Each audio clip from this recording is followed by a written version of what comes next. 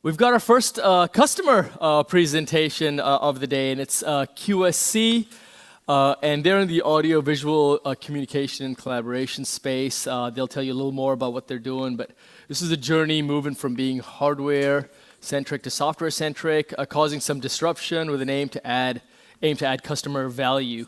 And their story's a great one. I see on the agenda we have TJ Adams from product management and Chris Humphrey from marketing.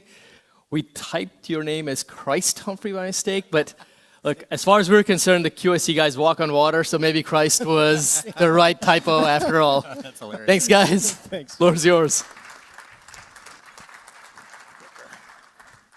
Well, TJ and I are delighted to be here. We are, I guess, the first customer from the trenches that has gone through this transformation and are going through this transformation. So our title of our presentation is Disruption and Transformation to Deliver Customer Value. And there is tremendous disruption going on in our industry, which we'll describe to you. And it's given us both an opportunity to differentiate and create customer value. Some of the themes that were talked about earlier in the presentations today. So a little introduction about us. TJ. Sure. I'm TJ. I look after our product management and our strategy for one BU of the company that goes into installed sound, video, and control. Came from IT originally and then got into this crazy world called AV, which we jokingly say it's the most fun black hole you'll never get out of. Once you go to AV, you never get out. So yeah, great being here. TJ, I'm Chris. I'm the marketing guy. I'm a dilettante. I went to engineering and art school at the same time and was at several large companies doing marketing and also several VC-funded startups. And QSC, I've been there about 3 years. It's an awesome company. Also here, just to recognize Anna Chantosh, she's in the back. She's our senior vice president, and she is the executive sponsor for this whole transformation journey. She's making this all happen, by the way. Yes, so thanks. We tried to drag her up here, but she wouldn't come up. She won't come up. So we divided our presentation into two parts. So the first part is we're going to introduce QSC. It's going to sound like we're bragging a little bit, but I think it's important for you to understand where we came from and so to know where we're going. So we'll talk about the disruption happening, kind of set up the disruption. The second half of our presentation is the transformation part. So what did we do about this disruption and these opportunities ahead of us, and how are we creating customer value, and what have we learned so far in our journey, which has been about 2 or 3 years, right, TJ? Yeah, just about. Yep.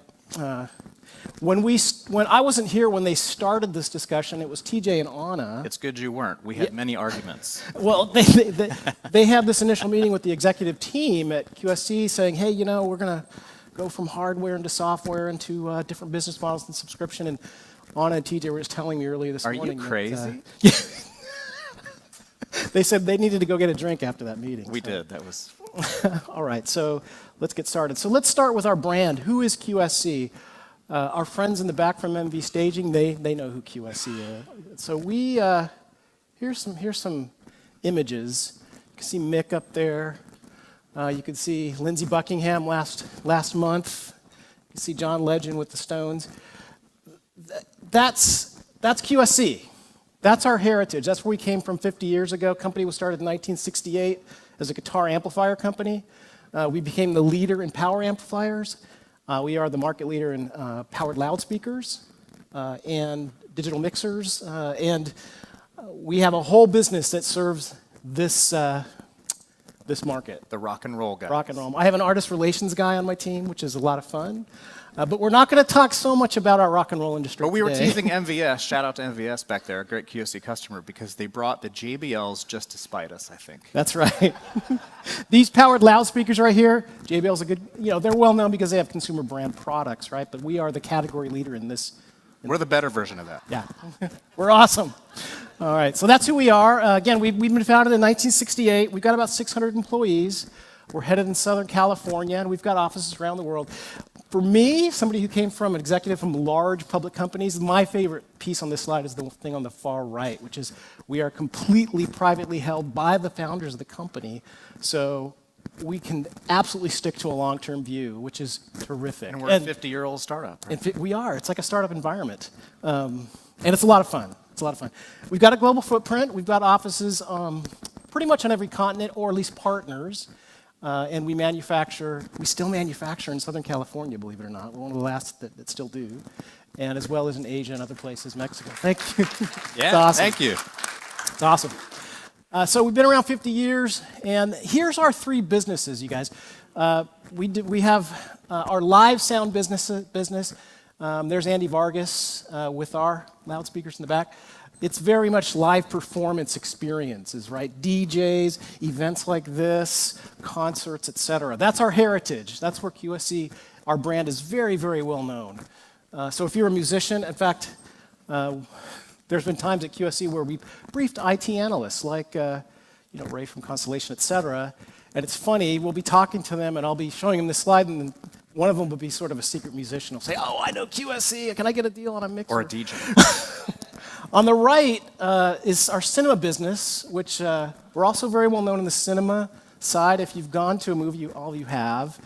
90% penetration of the audio infrastructure for cinemas is QSC. But you don't see our brand because many times our brand is underneath an OEM product, maybe a Dolby product in some cases. So we've got strong market penetration in cinema, heritage, and live sound. The middle is what we call systems. That's what we're going to focus on today. That's installed sound, and I'm going to give you some examples of that. But if you just take a moment and look around this room, right? There's loudspeakers in the ceiling.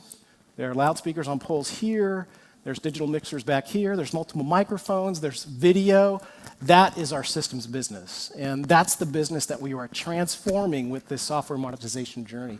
And the business and the technology strategy for that business is TJ's responsibility. All right, so 50 years. 50 years. Yeah, we've gone through a few changes in 50 years. Way back in the 60s, Pat Quilter, which is the Q in QSC, he started building these power amplifiers. Really tough for those of the engineering technical people in the audience. This is an analog, very high power engineering problem, so it's tough. And he's kind of a genius guy, so he figured it out, and we are now market leader in that industry, which is still a very healthy business for Always us. reinventing ourselves, though. We are, and we reinvented ourselves again. We reinvented ourselves again, maybe 15 years ago, when we started doing more systems. The middle of the slide, we did digital mixers, we did audio processing. Oh yeah. We did all sorts of different audio. But we're a box technologies. company. Lots We're of little still boxes. hardware, still boxes. And then most recently, we call it season 3. This is where we started branching out into this AV ecosystem, audio and video ecosystem. So adding things like cameras, making it easy to install cameras, distribute video and audio over standard IP networks, et cetera. And the great thing for QSC, which we'll get to in a moment, is TJ's philosophy has always been to use off-the-shelf technology and make sure that our equipment works on standard IT infrastructure, which is really kind of unique in our industry. It's kind of a duh, but yeah, it is unique in our industry. There's a lot of proprietary stuff in our AV industry, a lot of proprietary hardware, transports, et cetera.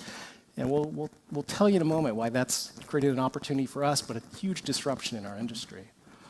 All right, so this is TJ's baby. You want to Yeah, I mean, so probably the thing to understand as sort of a baseline is that QSC is in a very unique position. It's actually one of the reasons I came from a competitor and came to work here. I was so excited to be involved is because, as Chris mentioned, we're the first in our industry segment to take standard processing like Intel, for instance, things that we take for granted from the IT perspective, but just haven't been the case in AV. It's always been proprietary hardware.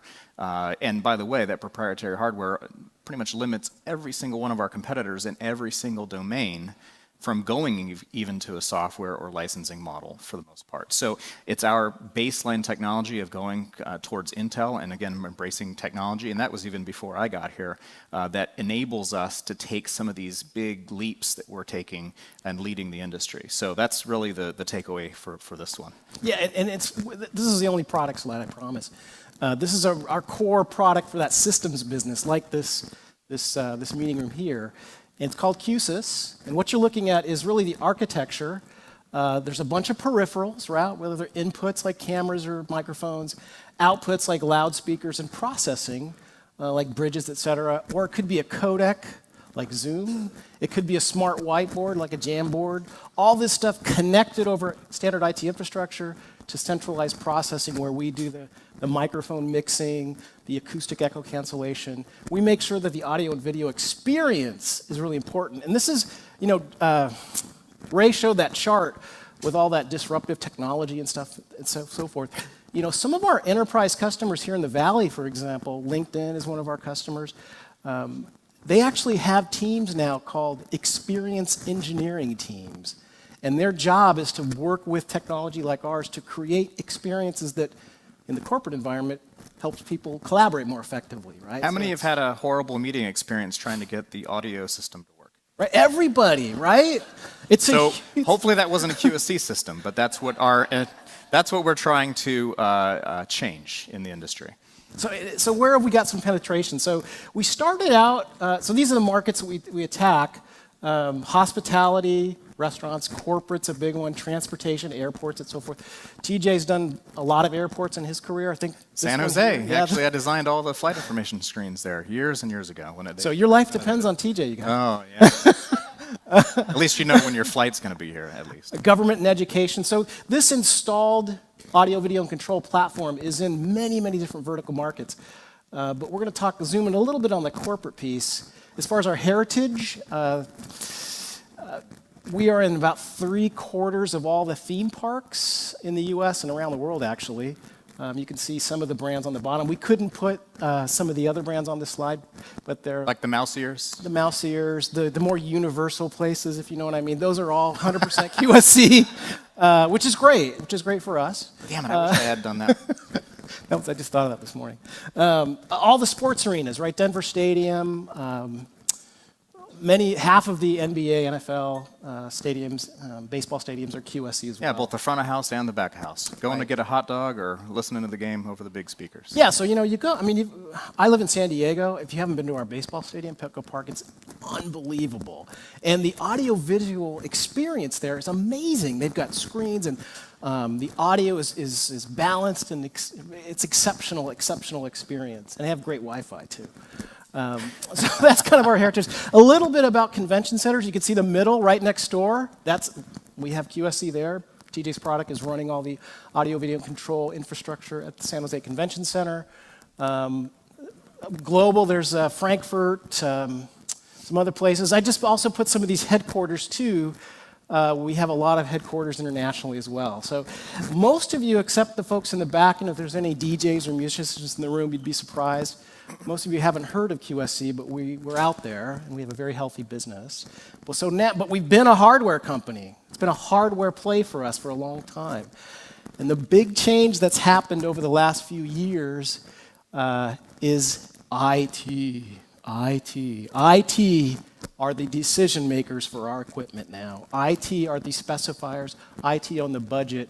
And IT have a certain expectation about how they consume, what kind of service is available for their hardware, and that's been the driver of our transformation. I'll turn it over to TJ to talk about that. Yeah, so I think back to what I mentioned earlier, that QSC, we're ahead of the technology curve with having a software basis of our product. It really is the essence of what QSys is. However, because of the way the AV industry is, 10, 15 years behind all of us in IT, we had to package that product up in a box. And by the way, I listened to all you guys' presentations. It sounds like the same story. It's actually really validating and really interesting to hear different industries, but very parallel storylines, I guess. And so this is our version of our storyline here. If any of you lived through, the early days of IT telephony, I did back long ago, you'd see from proprietary hardware, mainframe systems, and all those telephone endpoints, from Avaya, ShoreTel, all those guys. And a company that made switchgear, Cisco, a relatively new company, bought a tiny little startup called Celsius Systems. And that became the basis of Call Manager. And they more or less transformed that telephony industry and did put several companies out of business or shoved them out of the space. So in a sense, we're doing the same thing, just many decades later. And so I jokingly call it our crystal ball. We can see certain evolutionary trends, and we're just mapping to them, and in most cases, we're trying to lead them and insert them into our industry. So with that, as Chris mentioned, we've always been the little fish. Audio has been the littlest. Video's a little bigger, but then here comes IT, right? So this slide's really interesting because that's basically how our customer feels. They look at it as, oh my God, these IT guys, they're a bunch of nerds. They don't understand the art and the nuance of AV. We know better than them. We'll show them. And so there's sort of a hard slog. And IT they're so big they barely even notice us. And what's happened since I've been at QSC for the last 3 years? We'll have our end users in. We'll go visit customers. We'll be at conferences, and the people that have developed long-term relationships with QSC as the AV geeks, right? The guys and gals who did AV, now they're in IT. They're part of the IT teams now. So we're really. I jokingly call it in high school. Do you remember the AV and band geeks? And then there were the computer and gamer nerds. Not at all the same psychology. Totally different groups of people in most cases. So that's basically what we have, grown-up version in our industry. We do. And so we're having to help all of our AV band geeks figure out how to work with the computer nerds. That's exactly right. That's pretty much it. So a lot of what we're doing with our channel and helping our customers is get over being scared and recognize that the big whale in the pool is actually friendly. With that, though, this is a perfect segue to this. This is where AV is having to embrace IT perspective, right? So no longer can our customer, which buys our product wholesale and then goes and installs it for an end user, no longer can they deliver it the same way. No longer can they think of meeting up to what has been in the ingrained expectation. So when they go sell QSC or other brands into these companies, IT people they don't resonate. So we want to build a product, and that's hardware as well as software that is familiar to IT. And that is a great enabler for our customers to actually get their feet wet, I guess, and jump into that space and be able to be more accommodating to the IT buyer mindset. And so with that, your clicker here is being goofy. With that, our end customers, these are quotes that some of us have actually gathered. Anna and I were talking about this just earlier. One of them there is, AV is my biggest headache. Well, I can tell you, when I was an IT guy back many years ago, again, we used to joke that if toasters had RJ45 ports on them, that we'd be blamed for burnt toast. That's basically the joke. And I heard somebody else talking about toast today, too. Was it? Yes. Yeah. They I was laughing. I was like, maybe I can't use that line now. But anyway, toast is the topic of the day. So customers, they really find AV to be a headache. And this is, again, where QSC is coming to the aid of this, and both with how our fundamental technology, QSys, is built on Intel hardware, off the shelf.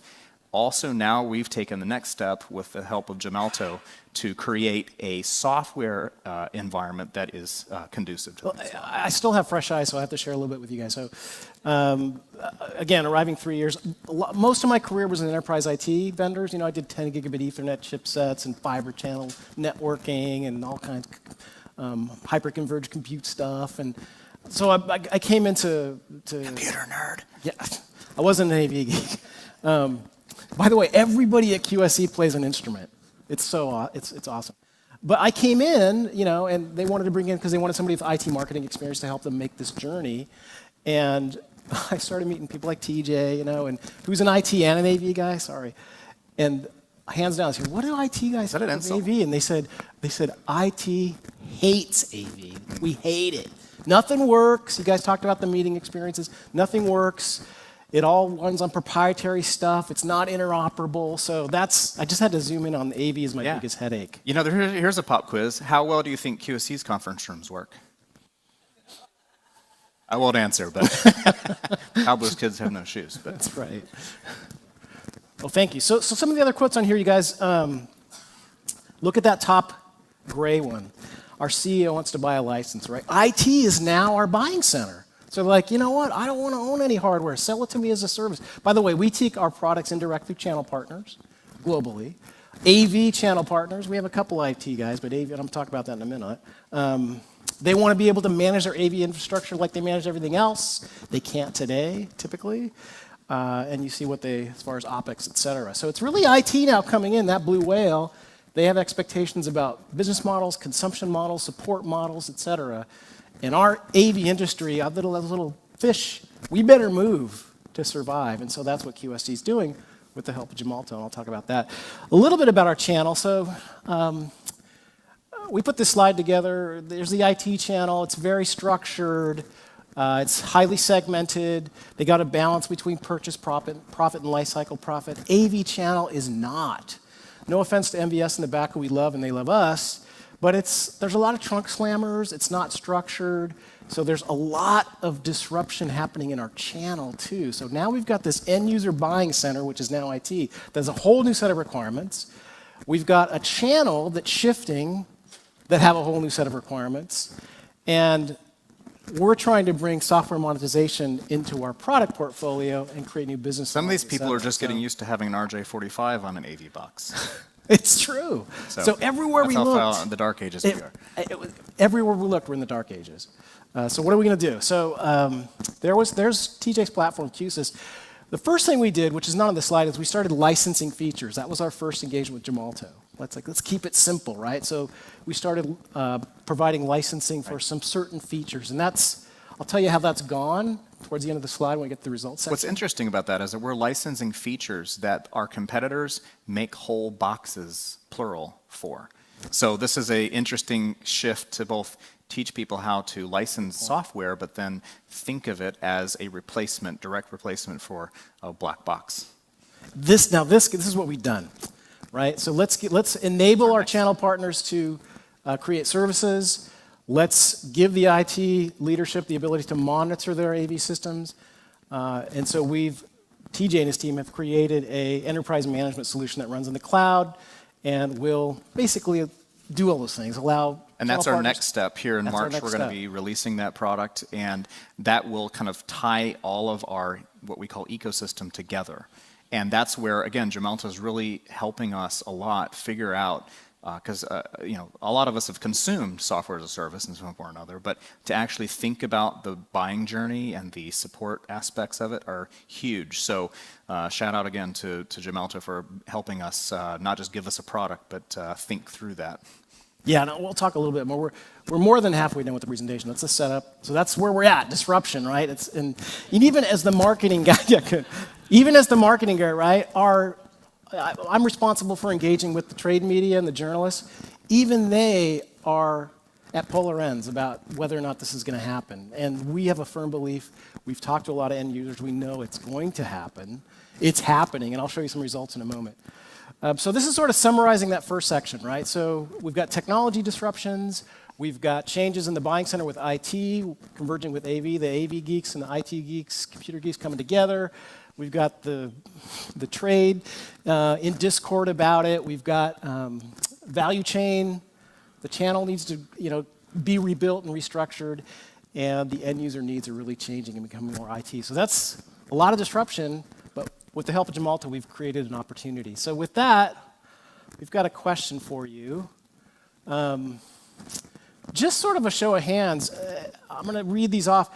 Which one of these is driving the most disruption in your industry? We're just curious. So is it technology transitions? Is it channels and go-to-market? Is it business model? Is it customers changing, like us for IT? Or is the actual market and applications changing? So I'm not sure, Heather, we don't think we have the online survey for this, do we? We do. Yep. Going up. Oh, there it is. Yep. Cool. That's kind of cool. That is really cool. Yeah. Technology and innovation and business model, right? Kind of really what's happening for us too. Those were the first ones. Thank you. Kind of split evenly, TJ, between those two, I think. Sure. That fits basically where we're at. Yep. All right, thank you. Yeah, thanks for the input. All right, so the second half of our presentation is a little shorter. What did we do? What did we do? How did we adapt? How did we change externally? But more importantly, how did we change internally? That came up a couple times in the earlier presentations, this was a big struggle for QSC, right? Hardware rock and roll company, we're going to sell software as a service. I mean, it was a big challenge for us internally, and we'll talk a little bit about that. So kind of summarizing, the opportunities are transform QSC and the industry. Be a leader in transforming our industry. So that's a huge opportunity for us. And then also the economic benefit of having a new business model, rapid return on investment. I will say, I think it's okay with Anna if I say this, we've already gotten return on investment for our first phase of this journey already. So it's been great. Challenges, the biggest one was the internal mindset. And I think it's really the fear of the unknown, right? I remember maybe it was a year ago or a year and a half ago, we had our first, maybe a year and a half ago, we had our first internal team meeting. You know, we had IT and operations and support and marketing and sales and development. All the cross-functional teams would be involved in making this happen. Anna gets up with TJ and starts describing, hey, we're going to start taking this journey. I mean, it was like deer in the headlights. People were really freaked out. And I have to say, that's one of the incredible value adds that Gemalto brought us, is they help guide our team through that journey. So thank you guys for that. And additionally to their great technology. Certainly have to get ready operationally to deliver this stuff, and then finally help our channel transform. We're in the middle of all three of these challenges, all these opportunities and challenges, we're right in the middle of them today. And probably the messiest long-term, of course, is our channel. And the channel. Customers having to, what? You know, just like that, I showed that example just for sort of fun with the the AV press saying, it's never going to happen, and this is the future. It's kind of the same with the channel. Yeah, we have a Facebook forum. It's really fun to read the comments. I'll just say that. You know, because we get both great ones, and they even fight amongst themselves. They do. That's even better. They do. And the second piece, really, that's pretty transformational, is we're now adding a whole new customer journey, customer life cycle now, right? We're going from that left, which is that traditional sort of funnel, you know, awareness, evaluation, purchase, loyalty, et cetera, to this long-term customer lifetime value. We're going from product launch to ongoing brand experience, all those sorts, from transaction purchase profit to life cycle profit, all those things we are going through right now, right? And I'll tell you how we're doing at the end. So summarizing the second section, and then we have 2 more slides to tell us how we're doing. First thing we did, what did we do? Well, Anna, who's our Senior Vice President and Executive Sponsor, she came from McKinsey, so she's got an excellent strategic brain.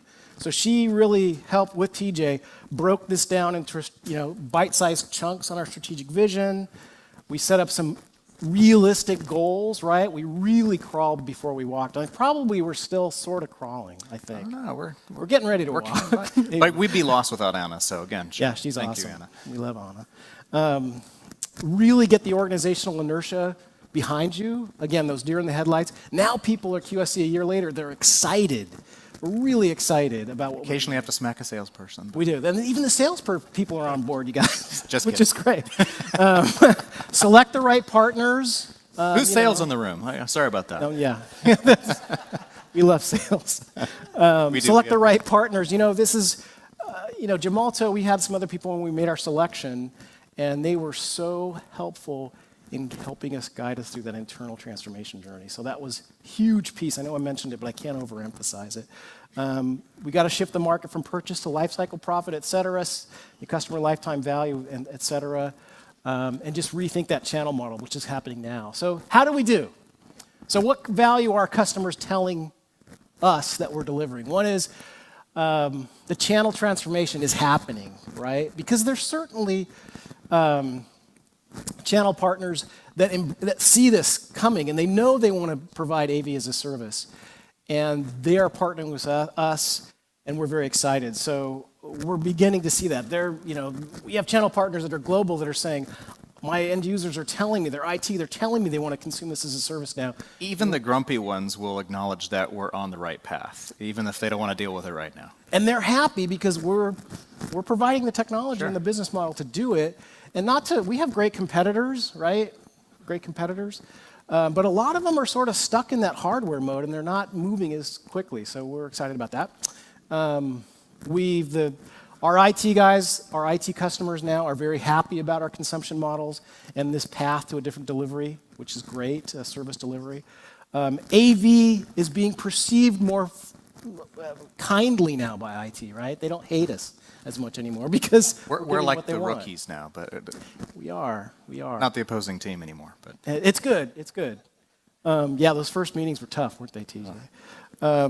And maybe the middle of this slide, the team competencies and confidence with QSE internally. We've gotten over the internal inertia now, and now we have momentum, and people are excited. And our cross-functional teams, it's awesome.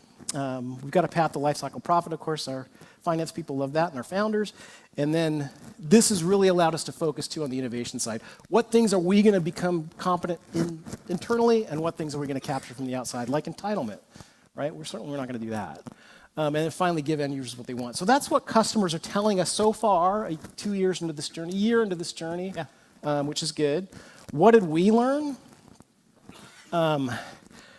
It's not too soon to start educating your key partners. We probably, there's that thing that says don't present yourself as having all the answers in that first one, early partner education. Part of what we did when we started this journey is we have a no BS strategy at QSC, but we did try to present ourselves as we're really trying to take a leadership knowledgeable. stance for sure. We were trying to say, hey, this is the next thing in our industry. Come with us, right? So it wasn't that we were being arrogant per se. I don't think. I think we just could have been a little bit more. Tell me about your pain with some of our partners. That would have helped. That would have helped a lot. Expect blowback, right? A lot of our customers who were used to buying hardware and that's the end of the transaction. What? I have to subscribe to The something perfect example is now? when customers want you to load the license before you ship the box. It's like, isn't that what we just stopped doing?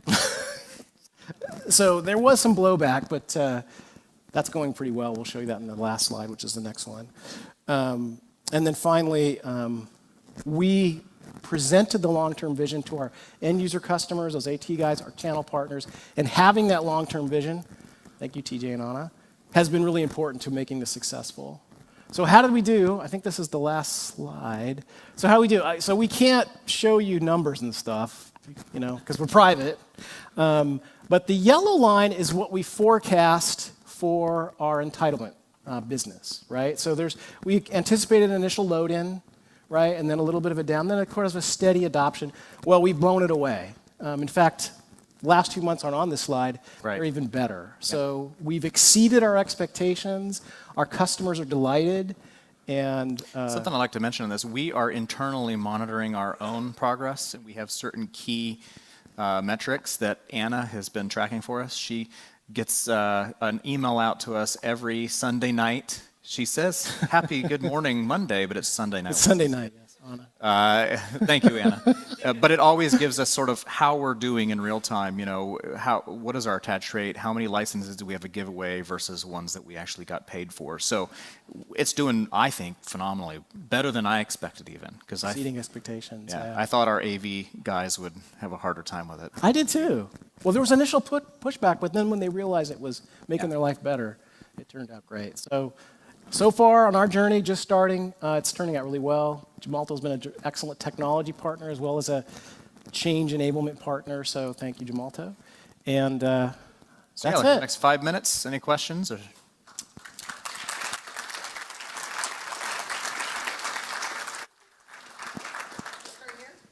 Hello, I have a kind of two-part question. So first is about what you actually do. So I understand that you've created some sort of Intel-based management layer, I guess, for all these different hardwares, and then you have some sort of management plane that you've created on top of it. I'm thinking that's what you have. And then for your monetization, I'm not exactly sure like what kind of products you would sell. And are you using Gemalto for their backend? Are you using their actual licensing service? Like, how does Gemalto fit into what you do?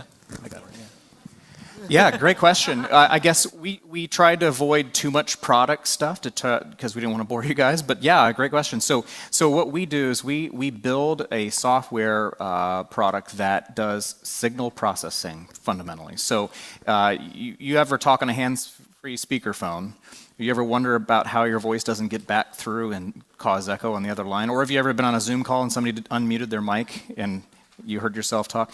So that's one of the biggest applications of our software. And so we're the only one in the industry that can do that on standard PC technology, or in what we call Intel. And so that's our primary product. But then with that, these rooms, like big conference rooms, you ever see the touch panel in the room and you can, it's got a dialer on it and all that?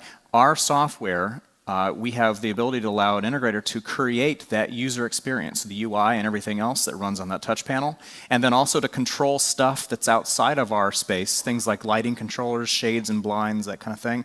And those two pieces, by the way, the user design tool, UCIs we call them, user control interfaces, and then the scripting engine that you can actually attach and control anything under the sun, those two bits are what our competitors build boxes for.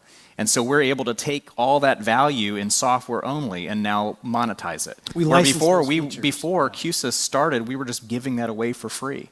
And when I showed up on the shores of QC, I was like, we gotta fix that. And then we decided in our next phase we're going to put a management software on top running in the cloud that monitors all that infrastructure, all those cameras, speakers, microphones, shades, et cetera, and allows IT to manage and report on usage, et cetera. And that's what we're going to do a subscription for. Well, we're keeping you back from lunch, so we'll be around. The licensing in the back end. You want to talk about yes, we're using both. So we're using the Gemalto licensing server, and we're also using the licensing, thank you, that runs on our actual appliance devices. Yes. TJ, just RMS. Curious about the timing from the time you signed the contract to you went live. How long was that? Gosh, Anna might know better. Do you remember how long it was from signing the contract to going live?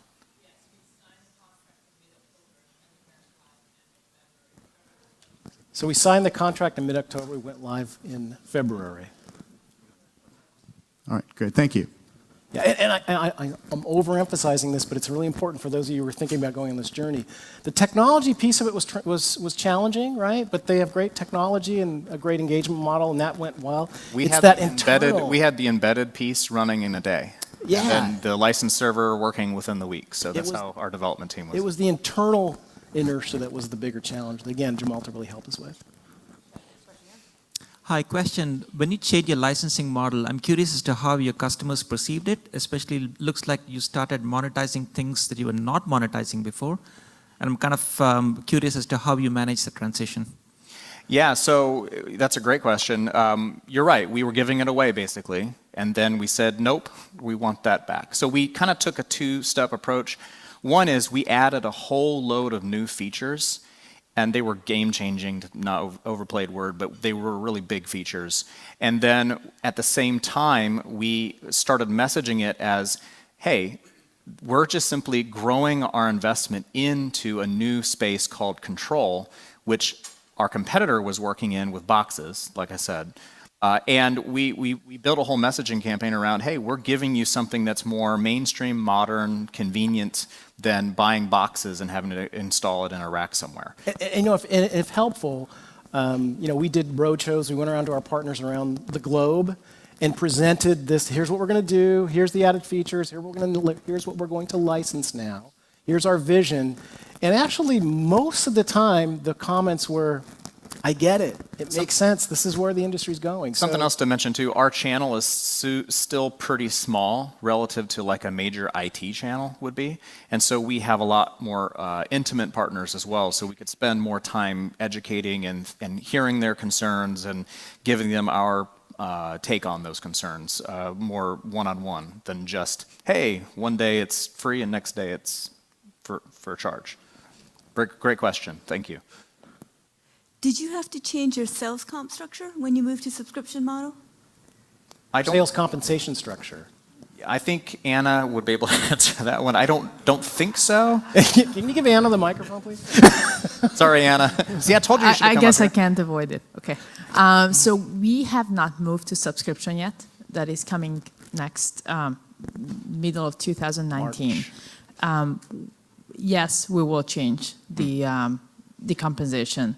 And it's interesting because in the AV industry, because it's very project-based, a lot of the incentives are very much attached to the actual project as opposed to a longer-term subscription-based composition.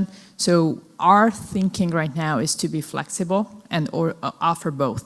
So there will be partners who are more down the line of going after recurring revenues, and their sales compensations for their teams are more likely to be in line with subscription businesses. So we will offer a recurring model or a time-based model. And there are other partners who are a lot more traditional, and with them we will do a lot more of a finder's fee model, where we go after the projects. When they bring the project, we sign them up with them. We sign up the customer, and they actually get the referral fees. Thank you, Anna. Helping us out there.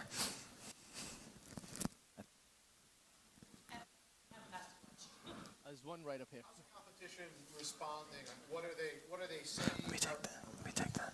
How's the competition responding? What are they saying? How are you rebutting what they're saying? Are they being effective? How's that going? Yeah, the competitive intensity around this particular software monetization business model is not super intense in our industry right now. It's a lot of hardware mentality.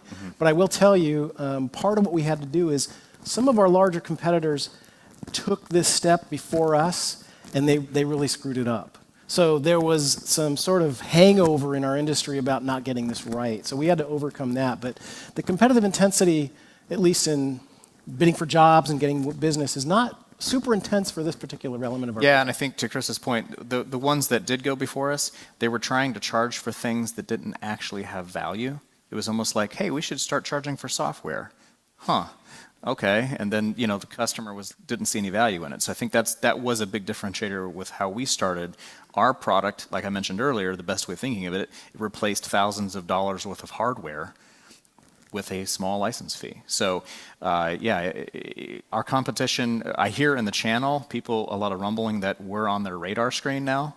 But we're still the underdog, and so I think that's also why we're not seeing too much of that. But I think give it a few years, we'll start really chewing up more market share, and there probably will be a good war on at some point. We have a healthy level of paranoia about it. Yeah. I think. I can't wait, actually. Yeah. Great question. Thank you. All right, so Okay. appreciate it. Thank you. Oh. Thanks. Thank you. Appreciate it. Thank you so much, TJ.